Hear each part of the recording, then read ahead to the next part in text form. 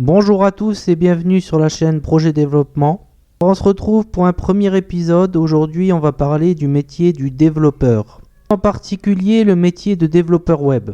Pour cela, on va utiliser un article qui a été fait par l'ONICEP qui parle du métier de développeur web. Donc, on va l'analyser et voir ce que l'on peut en retirer.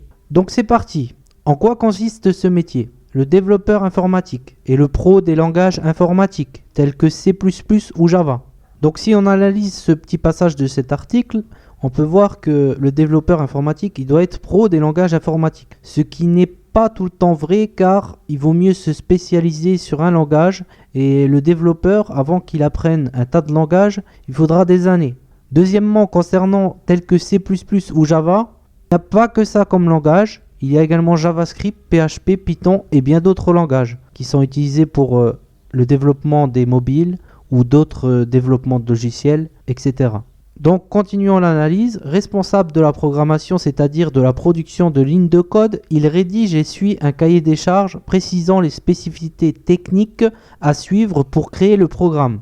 Donc ce qu'on peut voir dans ce petit paragraphe, on peut voir qu'il est responsable en fait de l'application et qu'il produit en fait des lignes de code qui vont faire que le programme marche et l'application soit fonctionnelle, que ça soit aussi avec du HTML, du CSS, du JavaScript, peu importe. Il rédige et suit un cahier des charges, donc on lui donne des fonctionnalités qui sont faites dans un cahier des charges, s'il y a cahier des charges bien sûr, et il devra retranscrire en fait ces spécificités dans l'application pour qu'elles soient utilisables par le client final. Alors on continue notre analyse. Donc, afin de concevoir des programmes informatiques sur mesure, il participe en amont à l'analyse des besoins des utilisateurs, puis la phase d'essai. Effectivement, le développeur ne va pas se limiter à utiliser des CMS et des WordPress. Il va parfois utiliser et développer des applications que lui-même va programmer et que lui-même va coder de A à Z.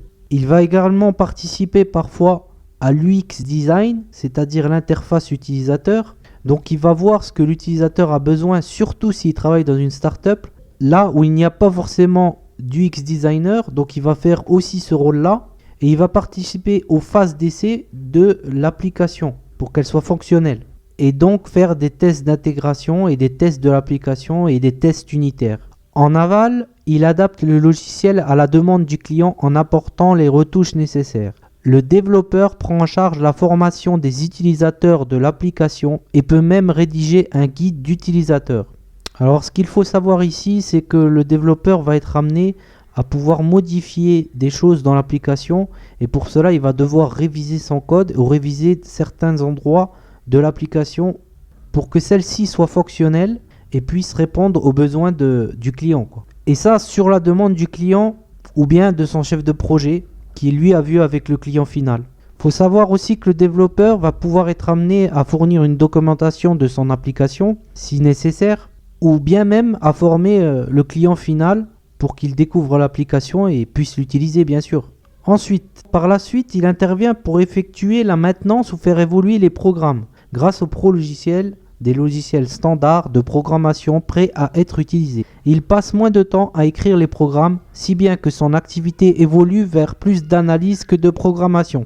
Alors il faut savoir que le développeur peut effectuer de la maintenance, soit sur des serveurs, soit sur l'application directement s'il y a des bugs par la suite. Il peut aussi faire évoluer l'application à la demande du client.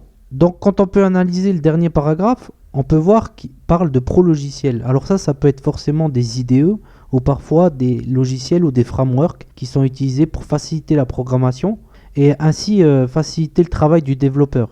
Et il faut savoir que même si le développeur analyse, il va quand même passer du temps à coder et à résoudre des problèmes en lisant et relisant son code. Parfois, vous allez avoir le cerveau en ébullition, avoir envie de jeter votre PC par la fenêtre, avoir envie de tout claquer. Mais par contre, il ne faut jamais perdre espoir, car la solution se trouve peut-être au bout du tunnel. Donc vous l'aurez compris, ce métier n'est pas un long fleuve tranquille. Et il va falloir ramer pour y arriver. Donc mes conseils pour la suite, gardez la tête froide et accrochez-vous. Ce métier est plein de ressources et plein d'opportunités à ceux qui savent s'accrocher et avancer. Donc je vous remercie d'avoir écouté la vidéo. On se retrouve pour un prochain épisode. Si vous avez aimé cette vidéo, lâchez un like et abonnez-vous à la chaîne. Merci à tous et à bientôt.